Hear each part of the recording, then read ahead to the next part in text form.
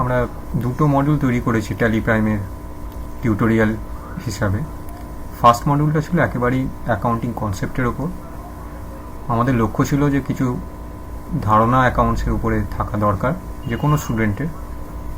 সেক্ষেত্রে শুধু tally accounting package না, যে কোনো অ্যাকাউন্টিং প্যাকেজ, এমনকি অনেক ক্ষেত্রে ম্যানুয়ালি কাজ করতে গেলেও আমাদের অ্যাকাউন্টসের উপরে কিছু প্রাথমিক ধ্যান ধারণা থাকা দরকার আছে। সেটা ভেবে আমরা প্রথম মডিউলটা তৈরি করেছিলাম। তৃতীয় মডিউলটা ছিল একেবারেই সাধারণ কিছু ট্রানজ্যাকশান, যেটা প্রতিদিনে হয়ে থাকে যে কোনো ব্যবসায়িক প্রতিষ্ঠানের ক্ষেত্রে। আমাদের ট্যালিতে কীভাবে সেই সব ট্রানজ্যাকশানগুলোকে এন্ট্রি করব, আমরা তার উপরে কিছু এক্সাম্পল হিসাবে দেখিয়েছিলাম। আজকে থার্ড মডিউলেই আমরা একটা পারচেস এন্ট্রি করব ট্যালিতে, যেখানে জিএসটি ইনক্লুডিং এন্ট্রিটা থাকবে। এখন মনে হতেই পারে যে থার্ড মডিউলেই কেন জিএসটি দিয়ে পারচেস বা ইনভয়েস তৈরি করা দেখাচ্ছে। আসলে এখন এমন কোনো সাপ্লায়ার বা ক্রেডিটর্স বা বিজনেস কনসার্ন নেই যাদের সাথে বিজনেস ট্রানজ্যাকশান চলে অথচ জিএসটি রেজিস্ট্রেশন নেই, জিএসটি ইনক্লুডিং ইনভয়েস পাচ্ছি না, এমনটা হয় না। তাই আমরা প্র্যাকটিসের সময় জিএসটি কীভাবে এন্ট্রি করতে হয় আমরা আজকে জেনে নেব। এর পরে যেটা থাকবে জিএসটির যে রুলস রয়েছে বা যে সরকারি বিধিনিষেধগুলো আসছে প্রতি মুহূর্তে, যেগুলো আপডেট হয়ে থাকে, জিএসটি রেজিস্ট্রেশন কখন করতে হবে, কত রকমের রেজিস্ট্রেশন করা যায়, কোন কোন রাজ্য এই রেজিস্ট্রেশনের আওতার কিছুটা বাইরে আছে, সমস্ত কিছু বিষয় নিয়ে জিএসটির উপরে যাতে ধারণা ক্লিয়ার থাকে সে সম্পর্কে মডিউল আমরা ভবিষ্যতে তৈরি করব। কিন্তু প্রাথমিকভাবে সেভাবে খুব ডিটেলে না জানলেও ট্যালি প্রসিডিওর যদি মেনটেন করা যায়, তাহলে অনেক রুলস অ্যান্ড রেগুলেশন সম্পর্কে ধারণা না রেখেও হয়তো আমরা অনেক ক্ষেত্রেই খুব সহজে ইনভয়েস তৈরি করতে পারি। আমরা আজকে সেটাই শিখবো যে আমরা অন্তত হাতে যে বিলটা এসে গেছে সাপ্লায়ারের কাছ থেকে কোনো প্রোডাক্ট কেনার পরেই, সেই বিলটা আমি কীভাবে ট্যালিতে এন্ট্রি করবো। আমি পারচেস করেছি আমার কোম্পানির কাছে অনেকগুলো বিল এসে পড়ে আছে, সেটা ট্যালিতে কীভাবে পারচেস ভাউচারে এন্ট্রি করে সেই ইনভয়েসগুলো একটা ডকুমেন্টেশন করতে পারি, তার উপরেই আমরা আজকের মডিউলটা তৈরি করছি। আমি তো থার্ড চ্যাপ্টারের নাম রেখেছি যে পারচেস এন্ট্রি উইথ জিএসটি। খুব কম সময় জিএসটি ইনক্লুডিং ইনভয়েস তৈরি হবে। আমরা প্রসেসটা জানার আগে একটা প্রবলেম আছে, প্রবলেমটা সম্পর্কে ধারণা থাকা দরকার। আমরা এই স্লাইডের বাঁ দিকে রেখেছি একটা অরিজিনালি ট্যাক্স ইনভয়েস। সম্ভবত এটা ট্যালিতেই তৈরি, কারণ ডিজাইনটা একেবারে ট্যালির মতোই আছে। আর এখানে একটা প্রবলেম আছে, যে প্রবলেমটা সলভ ওই ভাউচারটাতে করা আছে, ইনভয়েসটাতে করা আছে। প্রবলেমটা হচ্ছে purchase the following items from MS capital stores on credit. Invoice number বলা আছে, এখানে বিলেতেও ইনভয়েস নাম্বার পুট করেই প্রিন্ট আউট হয়েছিল 1265। সাপ্লায়ারের নাম ক্যাপিটাল স্টোরস বা ক্যাপিটাল আইটি স্টোরস। প্রোডাক্ট কী ছিল না, প্রোডাক্ট ছিল আসুসের motherboard, Intel processor, Logitech mouse, এবং সেগুলো সব 18% জিএসটি ইনক্লুডিং হয়ে থাকে। তাই এখানে 18% জিএসটি ইনক্লুডিং একটা ইনভয়েস আমরা পেয়েছি। এখানে আর একটা জিনিস বলে রাখা ভালো, যে যখনই আমরা কোনো জিএসটি ইনক্লুডিং এন্ট্রি করতে যাব, আমাদের অন্তত দুটো জিএসটি নাম্বারে খুব প্রয়োজন হবে। একটা আমার কোম্পানি বা আমি যে কোম্পানির হয়ে ট্যালিতে এন্ট্রি করতে যাচ্ছি সেই কোম্পানিটা রেজিস্ট্রেশন থাকবে নিশ্চয়ই, তার একটা রেজিস্ট্রেশন নাম্বার থাকবে। এখানে আমরা 19 দিয়ে একটা নাম্বার লিখে রেখেছি। ক্যাপিটাল আইটি স্টোরস এই কোম্পানিরও একটা রেজিস্ট্রেশন নাম্বার থাকবে। তবে এখানে আমি খুব পরিষ্কারভাবে মেনশন করে দিচ্ছি যে দুটো যা জিএসটি নাম্বার বলেছি, দুটো নাম্বারই কিন্তু ফিকটিটিয়াস, অর্থাৎ এগুলো কোনো রিয়াল জিএসটি নাম্বার নয়, সত্যিকারের জিএসটি নাম্বার নয়। উইদাউট কোনো অনার্সের নলেজে রেখে না জেনেই কারো ডিটেলস নিয়ে এভাবে অনলাইনে কোনো মডিউলে ব্যবহার করাটা ঠিক নয়। তাই আমরা অরিজিনাল জিএসটি রেজিস্ট্রেশন নাম্বারটা ইউজ করছি না, এতে সমস্যা হবে না। শুধু একবার একটা নোটিফিকেশান দেবে ট্যালি থেকে যে এটা জিএসটি নাম্বারটা ভুল আছে বা কারেক্ট করে নেওয়ার জন্য, আমরা ওটা ইগনোর করব। তাই জিএসটি নাম্বারটা অরিজিনাল নয়, কিন্তু এন্ট্রিগুলো ঠিকঠাক যাতে করা যায় সেই প্রসেসটা আমরা ফলো করব। আমাদের এন্ট্রিটা করতে হবে পারচেস ভাউচারে। পারচেস ভাউচারে ক্যাপিটাল আইটি স্টোরস নিশ্চয়ই হবে পার্টির নাম। পারচেস লেজারের পাশে আমরা ফার্স্ট এন্ট্রি যেদিন করেছিলাম আমরা শুধু পারচেস লেজার তৈরি করেছিলাম। এখানে কিন্তু পারচেস উইথ 18% জিএসটি মেনশন করছি, কারণ 18% জিএসটি প্রোডাক্টগুলোই এখানে আমি ভাউচারে এন্ট্রি করতে চাইছি। আইটেমগুলো নেম অফ আইটেমের নিচে সব চলে আসবে, আর একদম রাইট সাইডে নেম অফ আইটেমের টোটাল অ্যামাউন্ট বেরিয়ে যাওয়ার পরে এন্টার দিয়ে যেতে হয়, যতক্ষণ না টোটাল আইটেমের অ্যামাউন্টটা দেখাচ্ছে। হয়ে যাওয়ার পর সেখানে ট্যাক্সের দুটো ইনভয়েস আমাদের লাগবে। আগের প্রবলেমটা যদি ফলো করি, প্রবলেমের স্ক্রিনটা, তাহলে দেখবে দুটোই আছে 19 দিয়ে শুরু, অর্থাৎ দুটোই একই রাজ্যের মধ্যে থাকা কোম্পানি।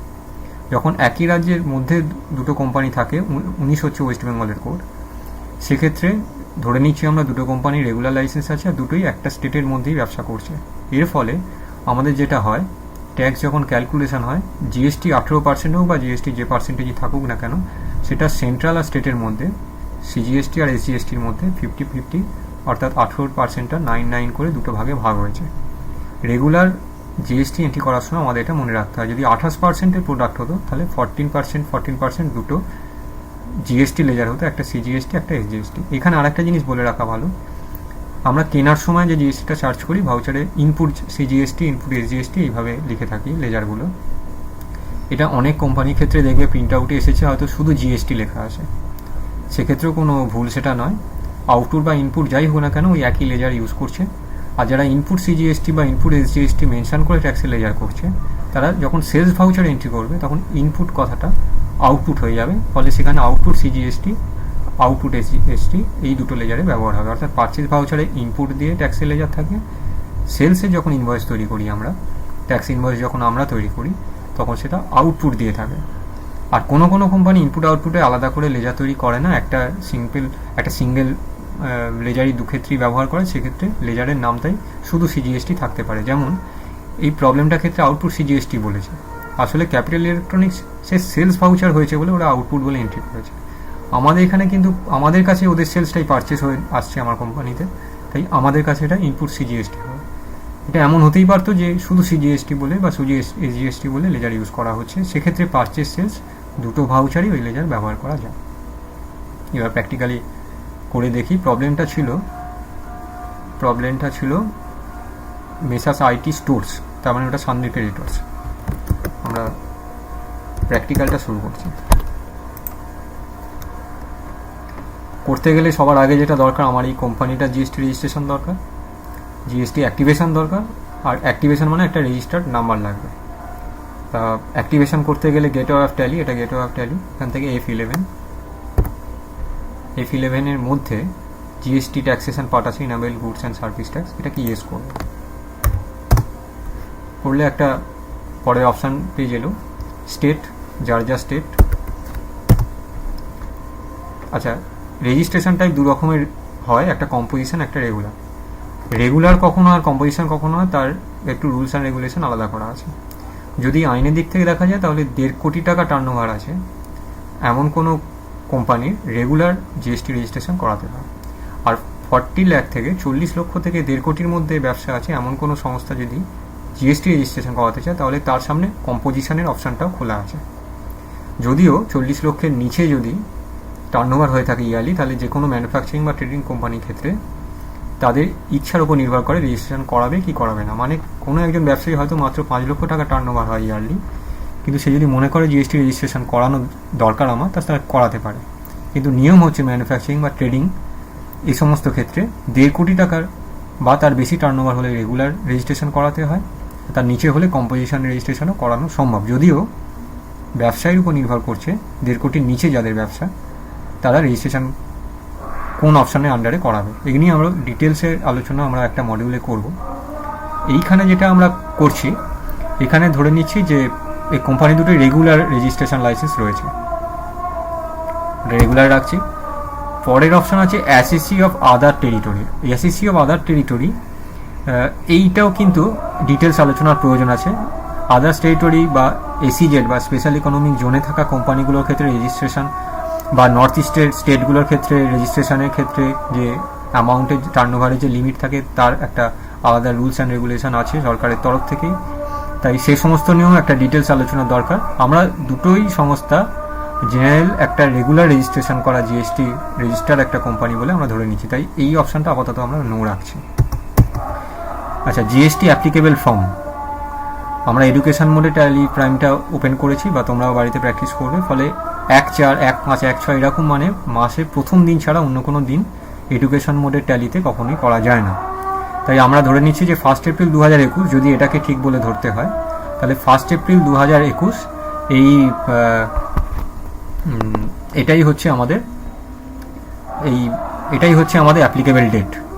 আচ্ছা, এরপরে জিএসটি নাম্বার দেওয়ার দরকার আছে। জিএসটি নাম্বারটা আমরা একটা ফিক্টিটিয়াস নাম্বার নিয়েছি, সেটাই ওখানে পুট করে দেবো। 19AFFP ওটা ওখানে পুট করে দিচ্ছি।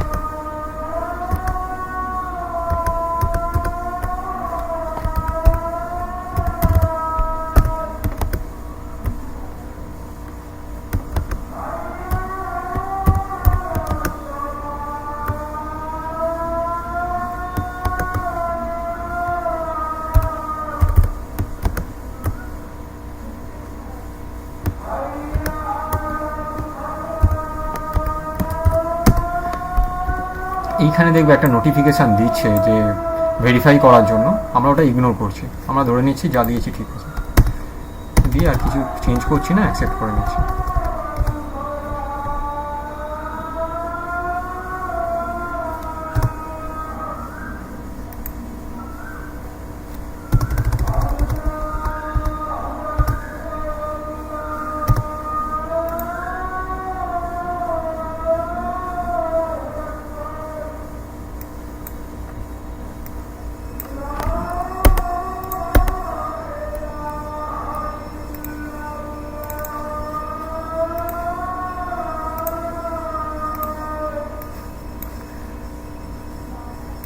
অ্যাকাউন্টস ক্রিয়েট হবে, এটা শর্টকাটে করি তাহলে বুঝতে সুবিধা হবে। আমরা পারচেজ ভাউচার খুলে নিই, F9 purchase voucher, supplier invoice number.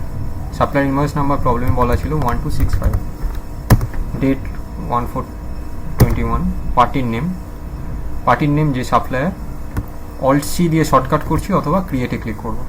তাহলে একটা লেজার তৈরি করতে হবে, ক্যাপিটাল IT স্টোর্স, সান্দি ক্রেডিটর্স, যার থেকে কিনে আনা হয় ধারে বা ক্রেডিটে, সান্দি ক্রেডিটর্স। জিএসটি নাম্বার এখানে পুট করতে হবে, আমরা যে জিএসটি নাম্বারটা ইউজ করছি সেটাই দেব, 19AFFP।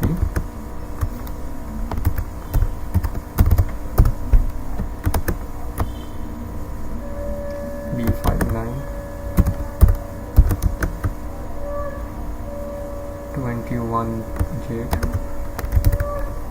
1H 1ZI।